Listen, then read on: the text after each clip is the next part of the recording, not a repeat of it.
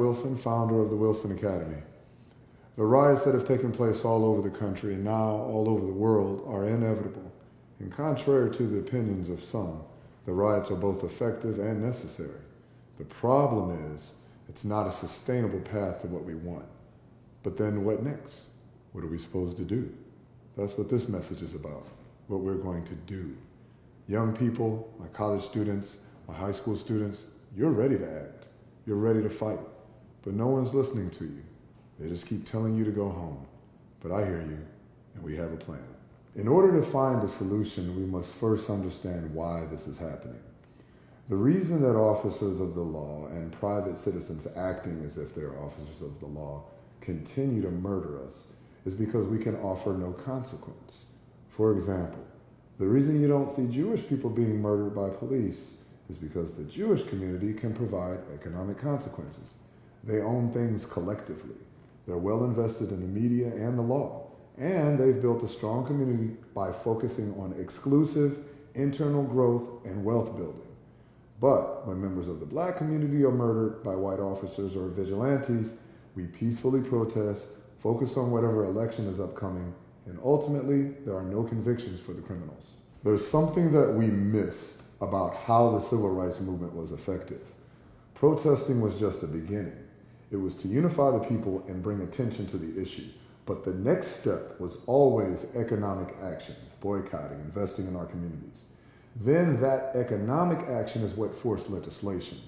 The reason our efforts continue to fail is because we first of all keep asking for change instead of forcing it. But secondly, because we keep skipping a critical step in the process. So what do we want? Well, in the short term, we demand justice. In the long term, we demand reform. But we must be specific if we are to hold our nation accountable. So we demand three things. One, we demand convictions and equitable and appropriate prison time for all officers involved in the murders of Breonna Taylor and George Floyd and all parties involved in the lynching of Ahmaud Arbery. Two, we demand legislation that ensures independent review of public safety officers. And three, we demand a modification to the standards by which officers can be prosecuted. I'm sure you've heard people say, if you want change, get to the polls. Now, I'm not suggesting voting is useless, but the reality is voting will not solve our problems. In fact, we cannot allow ourselves to become distracted by political affiliations. The only way to get the change we seek is to show strength both economically and physically. So first, let's address physical strength. It is both irrational and un-American for us to continue to be met with force and not respond in kind. This is why we need all able black Americans to exercise their constitutional rights and legally acquire a firearm. Perhaps Ahmaud Arbery would be alive right now had he been able to defend himself against the thugs who lynched him. And under Georgia's Stand Your Ground laws, well, he would have been within his legal rights. To all my gangbangers, my Bloods, my Crips, GDs, folk, everybody, I'm asking you to help us protect our communities from the white supremacist groups who would harm us. You are already armed and you're not afraid to die.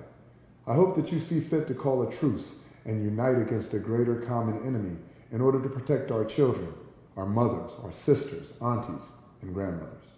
Now we must address how we fight economically. America doesn't particularly care about black life. If it did, we wouldn't still be facing what we're facing right now. What America does care about is black dollars. So we have to start speaking America's language. Effective immediately, we will only buy food from black-owned restaurants.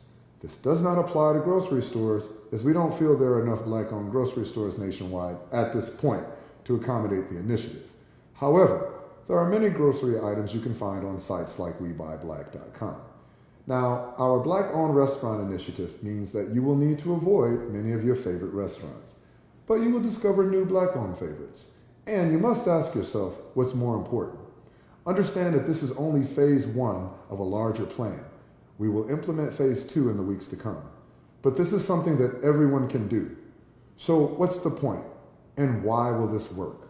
According to both Nielsen and the CDC, black people eat more fast food than anyone. By diverting our billions of dollars, we will accomplish two things. One, change is not free. Supporting only black restaurants keeps our money in our communities, money we can ultimately leverage to create the changes we all want to see. And two, it uses our money we're already spending anyway, to create powerful billionaire allies. These companies will do what is necessary to get our dollars back. And if that means helping us to meet our objectives, well, then that's what they'll do. There are a few important notes to make when concerning this plan. This is not a boycott. We are not punishing white businesses. We are simply consumers who are making a choice to exclusively support black restaurants in the strategic interest of justice and reform. Please note that we are exclusively supporting black-owned restaurants, not minority-owned. The terms black and minority are not interchangeable. So, to my Chinese, Korean, Arabic, and Indian restaurant owners, we have nothing against you personally. But if we don't do this now, there will be none of us left to buy your products anyway.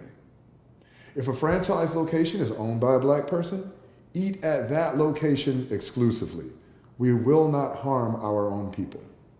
There are websites like eatblackowned.com that you can use to find black-owned restaurants in your area. But I'm confident that once everyone learns of our initiative, they'll let you know how to find them. We will not support non-equitable services. We will support black restaurants that offer the quality and service we deserve. And if we have a negative experience, we will not generalize and say, see, this is why I don't support black businesses. We will simply express our concerns to the management, and if we so choose, we just won't go back to that particular restaurant, just as we would behave with a restaurant that isn't black-owned. This is not a one-day event. Did you know that the famous Montgomery bus boycott lasted over a year? 381 days to be exact. It takes time and consistency to have impact, just as it took time and consistency to implement the racist constructs we are fighting. We will continue with our strategy until our demands are met. At times, this will not be easy. You will be tempted to stray. But please accept that there can be no change without sacrifice. A brief message to white Americans. We don't hate you. We don't hate America. We just need it to work for us in the same way it works for you. Please stop saying all lives matter. Saying all lives matter is like one house in a subdivision is on fire. The fire truck arrives and you ask the fireman to douse your house with water, even though it's not on fire, because your house is important too. We've been asking for equality for hundreds of years now. Please process that. Understand, we're done asking. This word you see on my shirt is ukurua. It's Zulu. It means fight. Black people, I need us to know that we are bigger than slavery.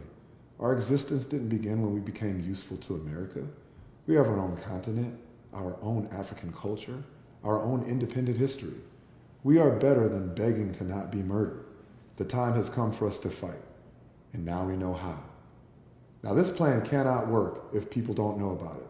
So if you do nothing else, it's important that you share this post or the link to this post on all your social media. And whenever you mention the plan, please use the hashtag #HowWeFight. You can find a hard copy of the plan at thewilsonacademy.org. Remember, hashtag #HowWeFight. Share the post.